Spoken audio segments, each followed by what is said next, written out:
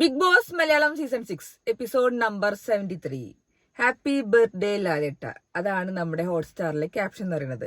അത് അങ്ങനെ തന്നെയാണ്. നമ്മുടെ സ്വന്തം ലാലേട്ടന്റെ ബർത്ത്ഡേ ആയിരുന്നു ഇന്ന്. ബർത്ത്ഡേ ആണ് ഇന്ന്. അപ്പോൾ ഷൂട്ട് ഇന്നലെ കഴിഞ്ഞിട്ടുണ്ടായിരുന്നു. അപ്പൊ നമ്മൾ ഇന്ന് ഉച്ചയ്ക്ക് പ്രൊമോന്റെ റിയാക്ഷൻ കാര്യങ്ങളൊക്കെ പറഞ്ഞിട്ടുണ്ടായിരുന്നു.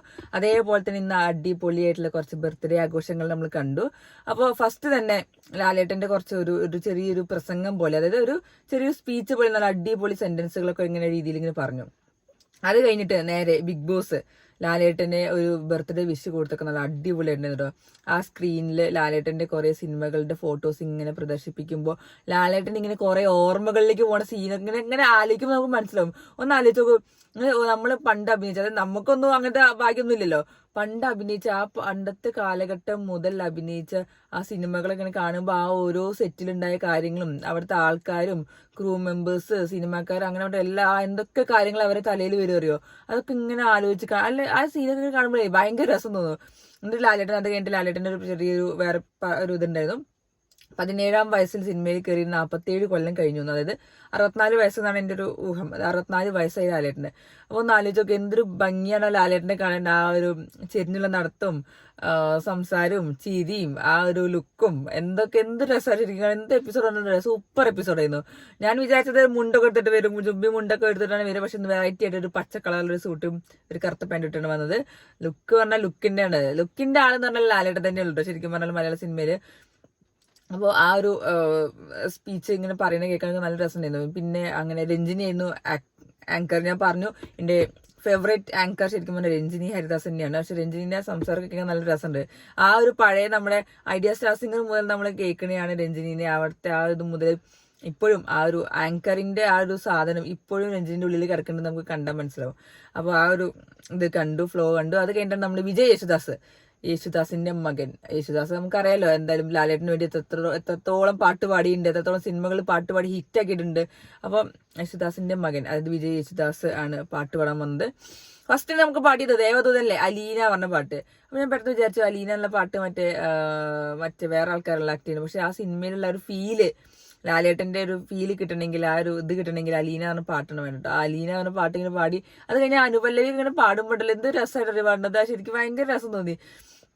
പിന്നെ അത് കഴിഞ്ഞിട്ടാണ് പിന്നെ മറ്റേ ഇതൊക്കെ പാടി, പിന്നെ പ്രമദവനൊക്കെ പാടിണ്ടായിരുന്നു. അപ്പൊ പ്രമദവനൊക്കെ പാടുമ്പോൾ ലാലേട്ടൻ കണ്ണടച്ചിരിക്കുമ്പോഴുള്ള സീനൊക്കെ ഉണ്ടല്ലോ, അതെന്താ പറയുക ഭയങ്കര എന്താ വെച്ചാൽ ലാലേട്ടൻ അതിങ്ങനെ ആലോചിക്കുകയാണ്. പണ്ടത്തെ ആ സീനുകളൊക്കെ ഇങ്ങനെ ആലോചിക്കുമ്പോൾ ആ മെമ്മറീസ് ഇങ്ങനെ കളക്ട് ചെയ്യുന്ന കാര്യങ്ങൾ ഇങ്ങനെ കാണുമ്പോഴേ നമുക്ക് തന്നെ എന്താ തോന്നുന്നു, അയ്യോ എന്ത് രസം. അപ്പൊ നമ്മളൊക്കെ ഒന്ന് ആലോചിക്കും, നമ്മളൊക്കെ പണ്ട് നമ്മളൊക്കെയാണ് സിനിമയിൽ അഭിനയിച്ചിട്ട് ഒരു 60-70 വയസ്സൊക്കെ ആകുമ്പോൾ നമ്മൾ ആ ഓർമ്മകളിലേക്ക് ഇങ്ങനെ പോകുമ്പോൾ, അല്ലെങ്കിൽ നമ്മുടെ സീനുകള് അവർക്കൊക്കെ പറഞ്ഞാൽ ഭയങ്കര ഓർമ്മകളാവും. നമുക്കൊന്നും ഒരു സാധനം പോലും ഉണ്ടാവില്ല പഴയ സാധനങ്ങള്. ഇത് അവർക്ക് ആ സീനുകള്, സിനിമയിലുള്ള സീനുകളൊക്കെ ഓർമ്മ ഉണ്ടാവും. ഒപ്പമുള്ള ആൾക്കാർ ഓർമ്മ ഉണ്ടാവും. അവിടെ ഉണ്ടായ തമാശകള്, ചിരികള്, കളികള്, സങ്കടങ്ങള് എല്ലാം ഒരു ഭയങ്കര ഓർമ്മയിൽ ഇങ്ങനെ നിൽക്കുമല്ലോ. അപ്പൊ ലാലേട്ടനൊക്കെ ആ പ്രമദവനം പാടിയപ്പോ കണ്ണടച്ചിരുന്ന് ഇങ്ങനെ പാട്ട് ആ ഒരു കേൾക്കുന്ന സീനൊക്കെ ഇങ്ങനെ കണ്ണടച്ചിരുന്ന സീൻ ഇങ്ങനെ കാണുമ്പോഴേ എന്തൊരു ഭയങ്കര രസം തോന്നി. ഭയങ്കര രസം തോന്നി ലാലേട്ടന്റെ ഇതൊക്കെ കാണുമ്പോൾ. പിന്നെ അതിന്റെ ഇടയ്ക്ക് പിന്നെ ലാലേട്ടനോട് രഞ്ജിനി ഇഷ്ടപ്പെട്ട പാട്ട് ഏതാന്നൊക്കെ ചോദിക്കുമ്പോൾ അങ്ങനെ പറയുന്നുണ്ട്. ഏതാ പാട്ട് അങ്ങനെ നല്ല ഇഷ്ടമുള്ള പാട്ട് ഏതൊക്കെ പഴയതൊക്കെ പറയുന്നുണ്ടായിരുന്നു. അത് കഴിഞ്ഞിട്ട് പിന്നെ നമ്മുടെ ലാലേട്ടന്റെ ബിഗ് ബോസ് സീസണുകളിലെ ഒരു സീനുകള് അത് എനിക്ക് ഭയങ്കര ഇഷ്ടപ്പെട്ടു. ആദ്യം മുതൽ സീസൺ മുതൽ ഈ 6ാമത്തെ സീസൺ വരെയുള്ള എല്ലാ സീനുകളും അങ്ങനെ എല്ലാവരും മെയിൻ സാധനങ്ങളൊക്കെ എടുത്തിട്ട് ഇങ്ങോട്ട് ഒന്ന് വന്നതാണ് ഉണ്ടായിരുന്നത് ശരിക്കും. അപ്പോൾ അതും നല്ല അടിപൊളിയായിരുന്നു. മൊത്തത്തിലുള്ള ശരിക്കും കളർഫുൾ എപ്പിസോഡ് തന്നെയായിരുന്നു. പിന്നെ നമുക്ക് വന്നത് പിന്നെ നമ്മളെ കണ്ടസ്റ്റൻസിന്റെ അടുത്തേക്ക് ആദ്യം നമ്മൾ കേക്ക് കട്ടിങ് ഉണ്ടായിരുന്നു. മറ്റേ ഹാരം നമ്മുടെ ഒരു മറ്റേ ഇതിന്റെ ആൾക്കാര് കിഷൻ സാറും പിന്നെ വേറൊരാളും കൂടി കുട്ടി സാർ എന്ന് പറഞ്ഞത് അവര് ഒരു രക്തഹാരമല്ല, ഒരു പൂച്ചണ്ട് ഒരു ഹാരം അണിക്കുണ്ടായിരുന്നു. അത് കഴിഞ്ഞിട്ട് കേക്ക് കട്ടിങ്ങിലല്ല ഒരു മറ്റേ സിനിമ റീലിന്റെ സാധനമൊക്കെ ഇങ്ങനെ എടുത്തെടുത്തൊക്കെ നല്ല രസമുണ്ടായിരുന്നു. ആ സിനിമേന്റെ ഒരു ഓർമ്മകളിലേക്കുള്ള സാധനം വെച്ചിട്ടാണ് 2-3 ലെയറിലെ കേക്കൊക്കെ വെച്ചത്. അപ്പോൾ എന്താ പറയാ അന്ന് ഫുള്ള് പിന്നെ കണ്ടസ്റ്റൻസിന് അടുത്തേക്ക് പോയിട്ടില്ല. പിന്നെ പാട്ട് സീനുകൾ അതൊക്കെ എന്താ പറയാ ഭയങ്കര രസം തോന്നി. ഓരോ സിനിമ പാട്ട് ഡാൻസ് കളിക്കുന്നതും പിന്നെ അവനവന്റെ സിനിമ ഓർമ്മകള് അതില് ഓരോ സിനിമയിൽ രാവണപ്രഭു പറയുന്നുണ്ടായിരുന്നു, തൂവാന തുമ്പികൾ പറയുന്നുണ്ടായിരുന്നു, താളവട്ടം പറഞ്ഞു, പിന്നെ സായി പറഞ്ഞ സമ്മൻ ബത്ലമിന് നിരഞ്ജൻ. അത് ലാലേട്ടന് ഭയങ്കര ഇഷ്ടം. ലാലേട്ടൻ അത് എക്സ്പെക്ട് ചെയ്തില്ല. കാരണം നമ്മൾ ആരും അങ്ങനെ പെട്ടെന്ന് ഗസ്റ്റ് റോളിനെ കുറിച്ചൊന്നും അങ്ങനെ പറയാറില്ല. പക്ഷെ സായി അത് അവിടെ നിന്ന് കറക്റ്റ് ഒരു ഗസ്റ്റ് റോള്, കാരണം നമുക്കറിയാം സമ്മൻ ബത്ലമിന് നിരഞ്ജന്റെ ആ ഒരു വാല്യൂ, ആ ഒരു റോളിന്റെ ഒരു സംഭവം അത് സായി അങ്ങനെ പറയുമ്പോൾ ലാലേട്ടൻ പെട്ടെന്ന് വെച്ചാൽ ആ ഗസ്റ്റ് റോളിന് ഇത്രയും ആ ഒരു ഓർമ്മിക്കാൻ നിൽക്കുന്ന സംഭവം ആ ഒരു ഗസ്റ്റ് റോൾ ഉണ്ടെന്ന് പറയുമ്പോൾ തന്നെ ലാലേട്ടന് ഭയങ്കര ഒരു രസം തോന്നി. അപ്പൊ അങ്ങനെ അത് കുറച്ച് കാര്യങ്ങൾ പറഞ്ഞു. അത് കഴിഞ്ഞ് നമ്മൾ ഡാൻസ് പെർഫോമൻസിന് പിന്നെ പായസം കുടിക്കുന്ന സീൻ ഉണ്ടായിരുന്നു. അത് കഴിഞ്ഞ് ലാലേട്ടന്റെ പിന്നെ വിജയ് യേശുദാസ് അവിടെ വന്നൊരു പാട്ട് പാടിയത്, ആ പാട്ട് പാടിയ മഷാ അള്ളാ മറ്റേ ഹിസൈൻ സബ്ദുല്ലയിൽ പാട്ട് പാടിയത്, അത് എന്താ പറയാ, അപ്പൊ നല്ല നല്ല നല്ല നല്ല സംഭവം, നല്ല വൈബ് ചെയ്യുന്നു. പിന്നെ അത് കഴിഞ്ഞിട്ട് ഏറ്റവും പ്രധാനപ്പെട്ട അതൊക്കെ നല്ല അടിച്ചു പൊളിച്ചിട്ട് കഴിഞ്ഞു. അത് കഴിഞ്ഞിട്ടാണ് നമ്മളെ ലാലേട്ടന്റെ സ്വന്തം മറ്റേ ഏട്ടൻ ഫോണ്ട് പറഞ്ഞ സംഭവം ഇറക്കിയത്. അത് നല്ലൊരു നല്ലൊരു മൂവ് ആയിരുന്നു. അത് നല്ലൊരു നല്ല ഇന്നോവേറ്റീവ് ഐഡിയ ആണ് ശരിക്കും പറഞ്ഞാലും. അതായത് നമ്മൾ എന്തെങ്കിലും നമ്മൾ നെറ്റിൽ ടൈപ്പ് ചെയ്തിട്ട് www.8nfont.com എന്നൊക്കെ അടിച്ചു കഴിഞ്ഞാൽ നമ്മൾ എന്തെങ്കിലും ടൈപ്പ് ചെയ്തിട്ട് അത് ലാലേട്ടൻ എഴുതിയ രീതിയിൽ ആ ഫോണ്ട് വരുന്ന സംഭവമാണ് അത്. അപ്പോൾ അതൊക്കെ നല്ല രസമാണ്. നമുക്ക് അറിയാലോ അതിൽ പറയുന്ന പോലെ തന്നെ ലാലേട്ടൻ എങ്ങനെ എഴുതുക എന്നുള്ളതും ലാലേട്ടൻ എങ്ങനെ ഒപ്പിടുക എന്നുള്ളതൊക്കെ നമുക്ക് കാണാപ്പാടാണ്. കാരണം ലാലേട്ടൻ കുറെ ബ്ലോഗൊക്കെ എഴുതിയിരുന്ന ആളാണ്. അപ്പോൾ നമുക്ക് അതൊക്കെ നമ്മൾ കുറെ കണ്ടത്. കാരണം ലാലേട്ടന്റെ കഥ എന്ന് പറഞ്ഞാൽ ലാലേട്ടൻ എല്ലാ സാധനങ്ങളും എക്സ്പ്ലോർ ചെയ്ത ആളാണ്.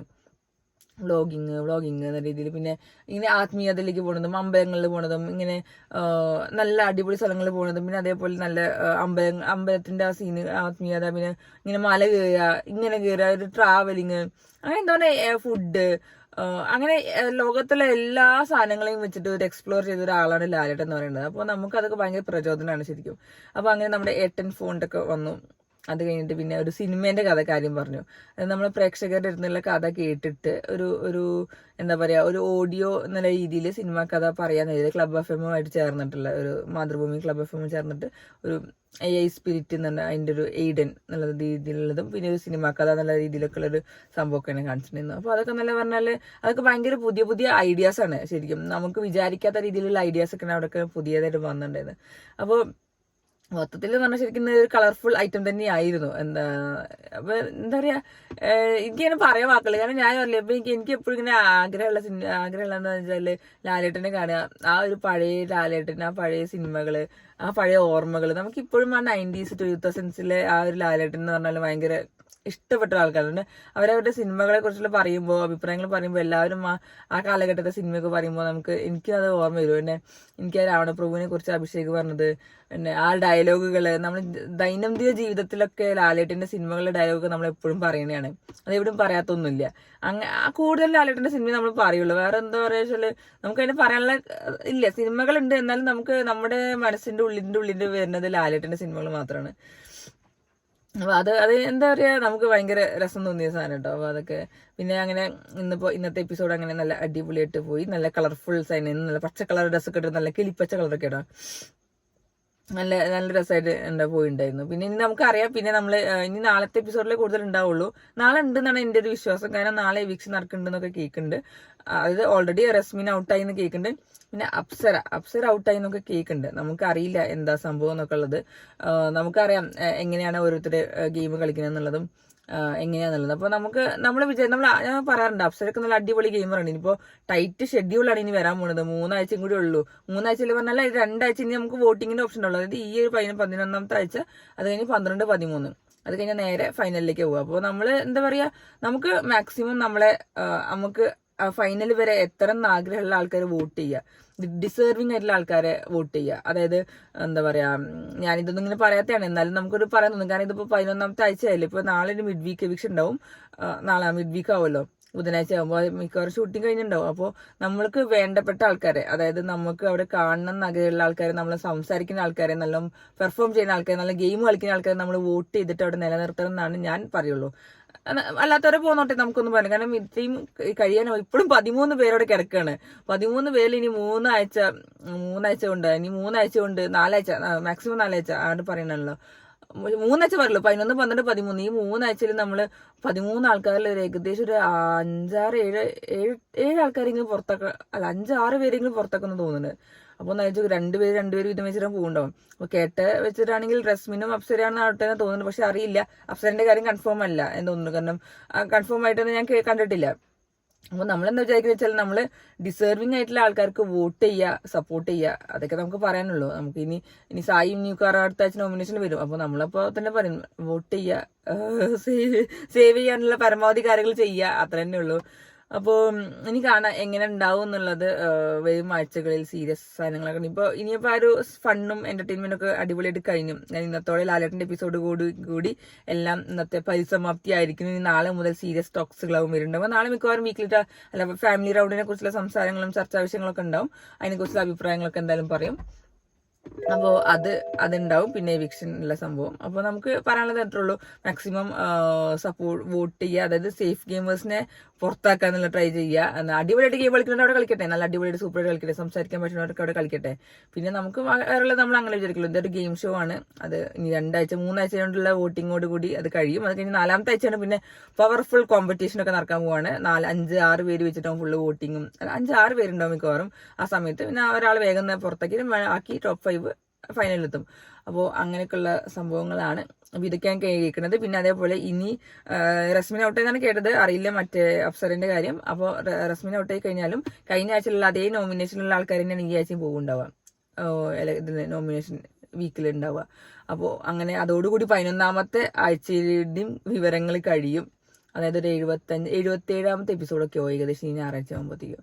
എന്നാൽ തന്നെ ഇന്ന് എപ്പിസോഡ് 73. ഒന്ന് ആലോചിച്ച് 30 ദിവസമോ 77 കഴിഞ്ഞ പിന്നെ 23 ദിവസമുള്ളൂ ഫൈനലിലേക്ക്. എൻ്റെ ഒരു കാൽക്കുലേഷൻ വെച്ചിട്ടാണെങ്കിൽ ഒരു ജൂൺ 16-ാം തീയതി ഒക്കെ ഉണ്ടാവും. ഞാനൊരു കാൽക്കുലേഷൻ വെച്ചിട്ടുണ്ടായിരുന്നു. കാരണം ഇന്നിപ്പോൾ 21 അപ്പോൾ മാർച്ച് 10 തുടങ്ങി, പിന്നെ ഉള്ളത് ജൂൺ 16 ഉള്ളത്. ജൂൺ 16 കഴിഞ്ഞ് അടുത്ത ആഴ്ചത്തേക്ക് ആകുമ്പോഴത്തേക്കും 100 ദിവസം കഴിയും. മിക്കവാറും ഒരു 100 ദിവസത്തിന്റെ ഉള്ളിലാണല്ലോ തീർപ്പാക്കുക. അപ്പോൾ ജൂൺ 16-ാം തീയതി മിക്കവാറും ഫൈനൽ ഉണ്ടാവും. അപ്പോൾ എല്ലാവരും നല്ല അടിപൊളിയായിട്ട് സപ്പോർട്ട് ചെയ്തിട്ടുള്ള നല്ല അടിപൊളി കളിക്കാരെ അവിടെ നിർത്തിക്കുക, അങ്ങനെ ഞാൻ പറയുള്ളൂ. കാരണം സായിക്ക് വരണം, സായിക്ക് നല്ല ഗെയിമർ അല്ലേ, അവിടെ നിൽക്കട്ടെ. അപ്പോൾ അതൊക്കെ നടക്കട്ടെ. അപ്പോൾ ഇന്നത്തെ എപ്പിസോഡ് നല്ല കളർഫുൾ എപ്പിസോഡായിരുന്നു ലാലേട്ടന്റെ. അപ്പോൾ എൻ്റെ ആഗ്രഹം പോലെ എനിക്ക് ലാലേട്ടനെ കാണാൻ പറ്റണമെന്നാണ് എൻ്റെ ആഗ്രഹം. സായിനോട് ഞാൻ ആദ്യമേ പറഞ്ഞിട്ടുണ്ട്, ഫൈനൽ വരെ എത്തിക്കൊണ്ടു, കപ്പടിച്ചിട്ടില്ലെങ്കിൽ ഫൈനൽ വരെ എത്തിക്കൊണ്ടു, എനിക്ക് ലാലേട്ടൻ ഒന്ന് കാണിച്ചു തന്നാൽ മതി, വേറെ ഒന്നും ഒരു ആഗ്രഹമില്ല. ഞാൻ എൻ്റെ മനസ്സിൽ കുറച്ച് റീലും പാട്ടും ഒക്കെ സെറ്റാക്കിയിട്ടാണ് വെച്ചിരിക്കുന്നത്. ആ ഒരു സീനും ആ ഒരു മൊമെന്റ് ഒക്കെ പറയുന്നത് ഭയങ്കര ജീവിതത്തിൽ മറക്കാൻ പറ്റുന്ന സംഭവമല്ല. സായിക്കൊക്കെ കിട്ടിയ ഭാഗ്യം എനിക്ക് പറയാൻ വയ്യ. അവനെ നേരിട്ട് കണ്ടു, ഹൗസിന്റെ ഉള്ളിൽ പോയി, ഗിഫ്റ്റ് കൊടുത്തു, സമ്മാനം കൊടുത്തു, എന്തൊക്കെ ചെയ്തു അറിയോ. അയ്യോ, അതൊക്കെ പറഞ്ഞാലുണ്ടല്ലോ, അതൊക്കെ മറക്കാൻ പറ്റാത്ത സാധനങ്ങളാണ്. അപ്പോൾ നോക്കാം ഇനി നാളത്തെ എപ്പിസോഡ്. നാളെ മിക്കവാറും എപ്പിസോഡ് ഉണ്ടാവും തോന്നുന്നു. പ്രൊമോ ഒന്നും വന്ന് ഞാൻ കണ്ടിട്ടില്ല. അപ്പോൾ നാളത്തെ മിക്കവാറും എല്ലാ സീരിയസ് ഡിസ്കഷനും മിക്കവാറും വരിക ഫാമിലി റൗണ്ടിനെ കഴിഞ്ഞ് കഴിഞ്ഞാൽ. ഓക്കെ, ടൈറ്റ് ആവട്ടെ, ഗെയിം ടൈറ്റ് ആവട്ടെ. ഇനി നാളെ ഉച്ചയ്ക്ക് ലൈവ് ഉണ്ടോ എന്ന് എനിക്കറിയില്ല. ഇന്നുണ്ടായെന്ന് എനിക്കറിയില്ല. അപ്പോൾ നാളത്തെ ഉച്ചയ്ക്ക് ലൈവ് എന്തെങ്കിലും ഉണ്ടെങ്കിൽ ലൈവ് അപ്ഡേറ്റിലേക്ക് വരാം കേട്ടോ.